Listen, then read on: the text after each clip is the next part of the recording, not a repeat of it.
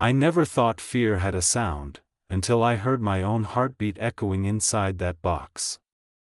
They said I was lucky to survive, but I don't feel lucky. Not after what I saw, and what I still hear, every night.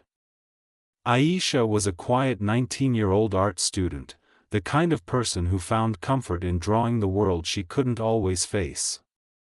Her city was loud, alive, and indifferent. Every day after class, she'd walk the same road home, headphones in, eyes down, the rhythm of the world fading into the hum of her music. That Friday evening, rain tapped softly on the sidewalks. Streetlights flickered as shadows stretched longer. She called her mom, "I'll be home in 10, don't worry." That was the last normal thing she ever said. As she passed the narrow alley near the old hardware store, a white van slowed beside her. The windows were blacked out. The driver didn't speak, just stared. She tried to ignore it and walk faster, heart pounding. Then the van door slid open. A gloved hand reached out, fast, silent. The world went black. When Aisha woke up, her wrists were tied. Her mouth dry. The air around her smelled like gasoline and metal. The sound of the road beneath the van vibrated through the floor. Her phone, gone. Her bag, gone. Her voice, trembling, she whispered, "Please, let me go." The driver didn't answer. The only sound was the rain outside and a low hum of an old radio playing static. She began to cry silently, her tears falling on the dirty floor. Hours passed. Then, the van stopped, the door opened to a dimly lit warehouse. Concrete walls. Rusted pipes. A small flickering bulb hanging from the ceiling. There were two men. One tall, wearing a black jacket, the other younger, nervously shifting. They didn't speak much.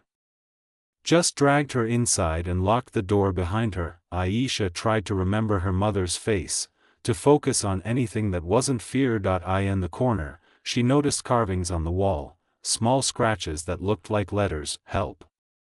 Please help. Someone had been here before." That realization broke her, and somewhere deep inside, she decided, she wouldn't die here. Days blurred. The men came and went. They brought food, barely enough. They kept her blindfolded most of the time. She learned their footsteps. One dragged slightly on the left.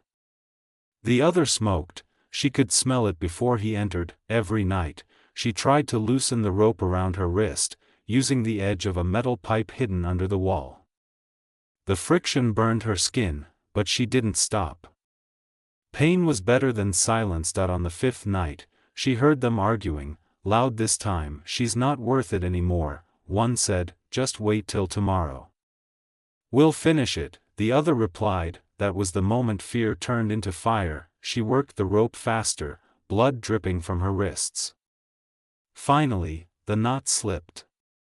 Her hands were free. Her heart thundered. She waited until both voices faded into sleep, then she moved. She crawled to the small window, the glass cracked but still strong. She pushed with everything she had. Once, twice, it shattered. Cold air rushed in, and for the first time in days, she saw the night sky. She ran barefoot through the field behind the warehouse, her body trembling, lungs burning. The road ahead was empty, silent, until headlights appeared. A truck slowed down. The driver jumped out, startled by her appearance. Within minutes, police were on the way. Weeks later, Aisha sat in a hospital bed, her hands still wrapped in bandages. Her mother held her close, whispering, "You're safe now."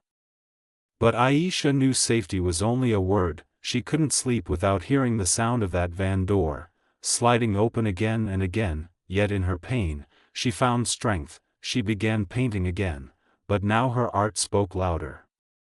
Each painting carried the faces of those who never came back. In interviews, she said softly, "Fear doesn't end when you escape, it ends when you tell your story." And she did. Her story became a voice for others. A reminder that monsters don't live under our beds, they drive down our streets, waiting for silence. They thought they took her freedom, but she took their power. This was Aisha's story. What would you have done if the van never stopped?